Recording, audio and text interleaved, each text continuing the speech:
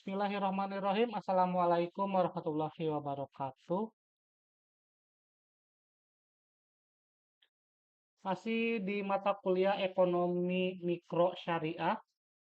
Di pertemuan kali ini, di pertemuan kelima, materi yang akan kita bahas yaitu tentang mekanisme pasar. Jadi, apa aja yang terjadi di pasar, pasar itu apa, dan sebagainya. Kita akan bahas hari ini.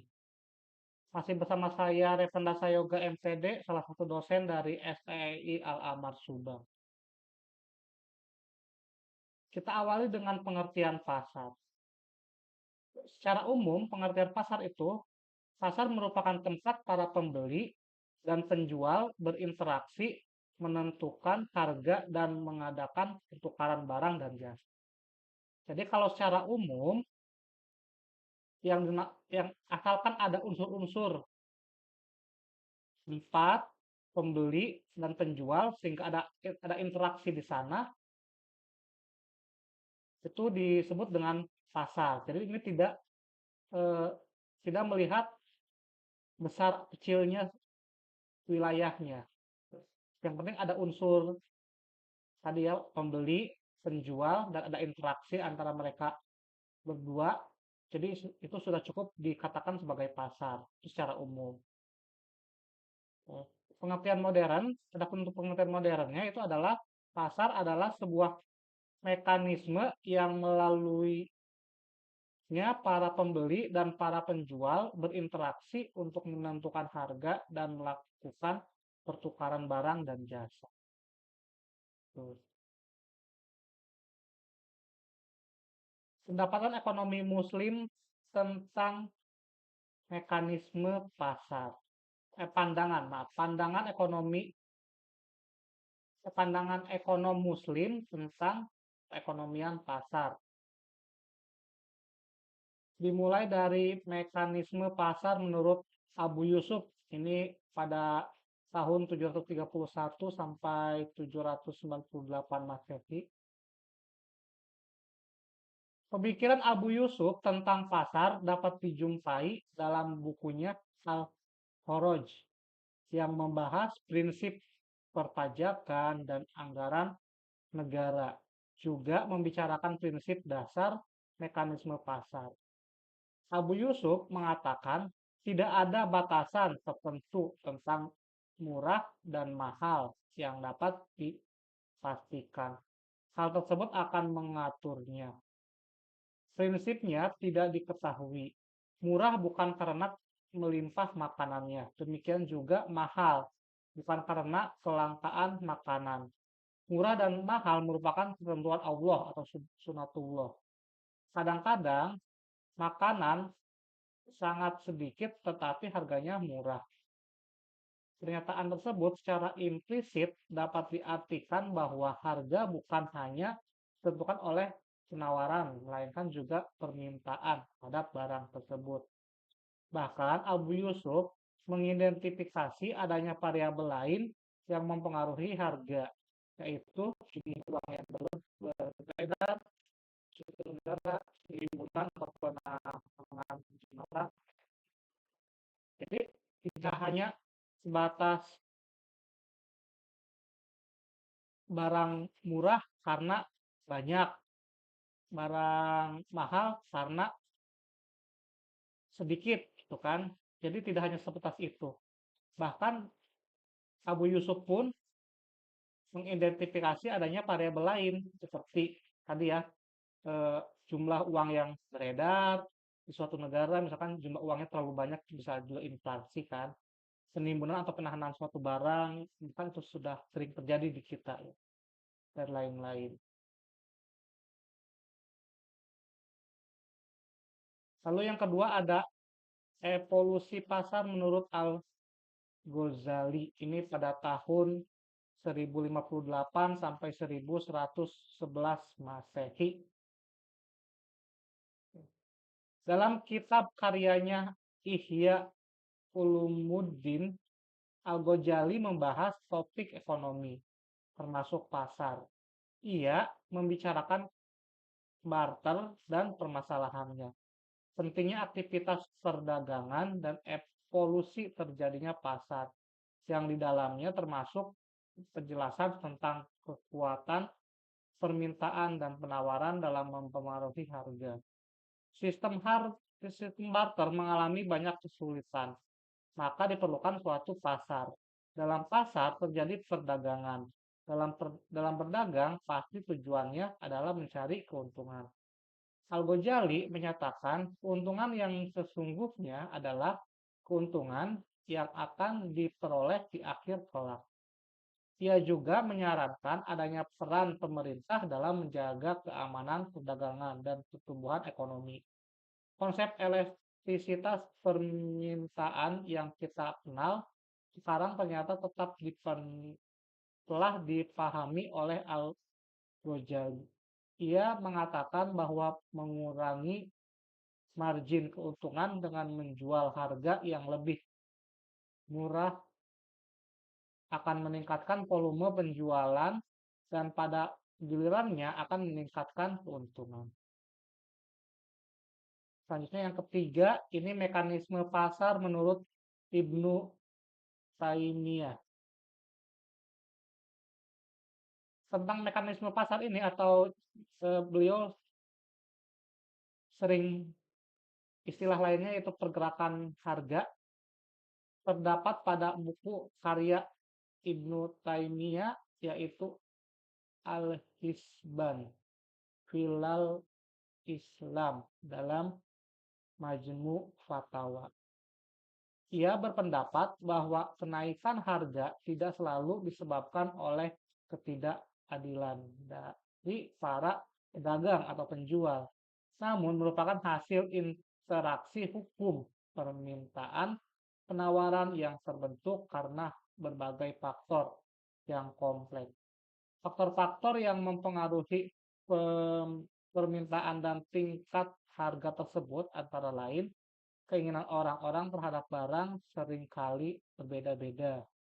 Jumlah orang yang meminta juga mempengaruhi harga. Harga juga akan dipengaruhi oleh kuat atau lemahnya kebutuhan terhadap barang. Harga bervariasi menurut kualitas pembeli barang tersebut. Tingkat harga juga dipengaruhi oleh jenis atau uang pembayaran yang digunakan dalam transaksi jual beli. Tujuan dari sebuah transaksi harus menguntungkan penjual dan pembeli. Dan faktor terakhir yaitu tidak ada biaya tambahan apapun untuk orang yang menyewakan suatu barang. Tuh. Oke. Selanjutnya mekanisme pasar menurut Ibnu Khaldun. Ini pada tahun 1332 sampai 1383 Masehi. Pemikiran Ibnu Khaldun tentang pasar termuat dalam bukunya Al-Muqaddimah. Ia membagi barang menjadi dua, yaitu barang pokok dan barang mewah. Harga barang mewah akan naik sejalan dengan meningkatnya gaya hidup yang mengakibatkan peningkatan permintaan barang mewah ini. Ibnu Khaldun mendeskripsikan pengaruh kenaikan dan penurunan penawaran terhadap harga. Tinggi rendahnya tingkat keuntungan terhadap perilaku pasar, khususnya produsen, juga mendapat perhatian. Jika tingkat keuntungan wajar, maka akan mendorong tumbuhnya perdagangan. Sementara tingkat keuntungan yang terlalu rendah akan membuat lesu perdagangan. Ibnu Khaldun sangat menghargai harga yang terjadi dalam pasar bebas. Ia tidak mengajukan saran kebijakan pemerintah untuk mengelola harga. melainkan memfokuskan pada faktor yang mempengaruhi harga.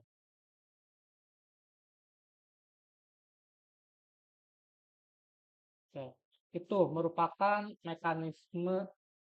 Selain mekanisme tersebut, yang menurut para ekonom pada masa Muslim, kita perlu juga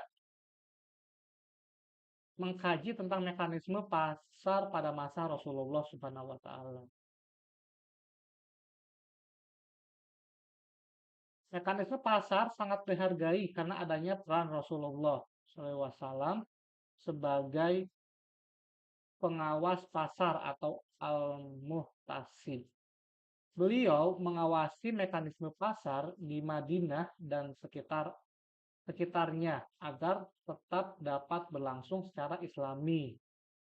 Beliau menolak membuat kebijakan penetapan harga manakala tingkat harga di Madinah pada saat itu tiba-tiba naik karena kekuatan permintaan dan penawaran yang murni yang tidak dibarengi dengan monopoli. Dalam hadis disebutkan bahwa pasar merupakan hukum Allah atau sunatullah yang harus dijunjung tinggi. Tak seorang pun secara individual dapat mempengaruhi harga pasar. Sebab pasar adalah kekuatan kolektif yang telah menjadi ketentuan Allah.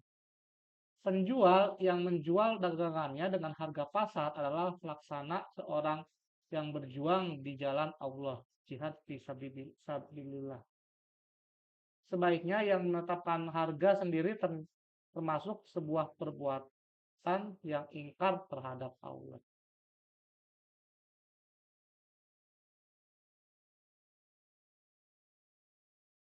Penghargaan Islam terhadap mekanisme pasar berdasarkan pada ketentuan Allah bahwa peningkatan perniagaan harus dilakukan secara baik dengan suka sama suka di antara dun minkum atau mutual kodwi, yaitu yang terdapat pada surat An-Nisa ayat 29. Rasulullah telah menetapkan beberapa larangan terhadap praktik bisnis negatif yang dapat mengganggu mekanisme pasar yang islami. Oleh karena itu, nilai moralitas mutlak ditegakkan agar mekanisme pasar dapat berjualan dengan baik.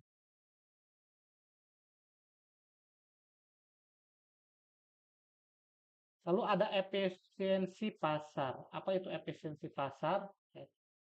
Kita awali dengan efisiensi. Efisiensi itu apa sih? Efisiensi itu adalah kondisi ketika suatu alokasi sumber daya dapat memaksimalkan surplus total yang diterima oleh setiap anggota masyarakat. Nah, kalau efisiensi pasar yaitu kondisi surplus konsumen dan surplus produsen adalah perangkat dasar yang digunakan para ekonom untuk mempelajari kesejahteraan ekonomis para penjual dan pembeli di sebuah pasar.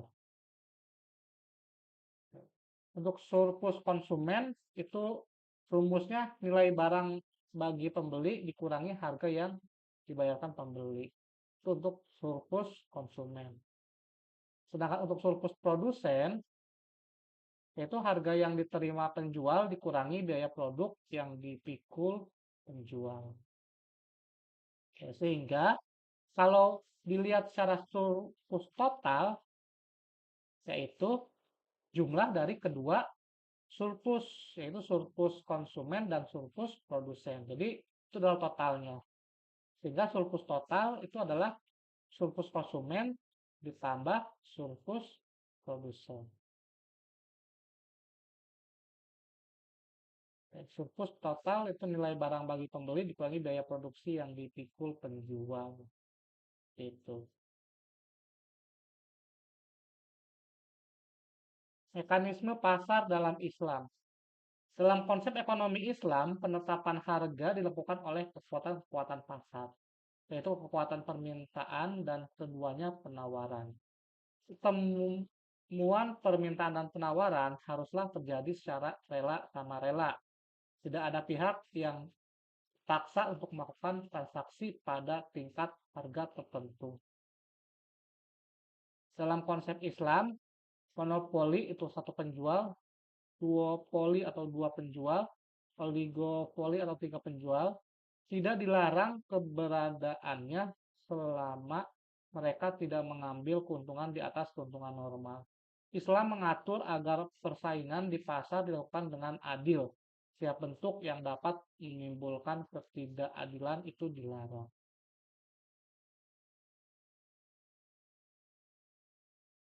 Peranan pemerintah dalam mengawasi pasar. Dalam mengawasi pasar, tentu kita butuh juga peran pemerintah. Kenapa peran pemerintah diperlukan? Karena terjadi kegagalan ekonomi pasar. Di antaranya ada inefisiensi atau ketidakefisiensian seperti monopoli, eksternalitas atau side effect atau barang publik dan lainnya. Lalu ketidakadilan yang tidak dapat diterima menyangkut pendapatan dan kekayaan. Masalah makroekonomi itu siklus bisnis, inflasi dan pengangguran, pertumbuhan ekonomi yang lamban. Untuk mengalami masalah tersebut, untuk menanggulangi masalah tersebut, pemerintah berkewajiban pertama mengurangi inflasi, inefisiensi, menghindari ketidakadilan dan solusi masalah makroekonomi. Jadi ketiga masalah ini. Jadi pemerintah akan menghindari ini, masalah ini. Itu tentang mekanisme pasar untuk pertemuan kali ini. Seperti biasa tugasnya dikerjakan. Terima kasih. Assalamualaikum warahmatullahi wabarakatuh.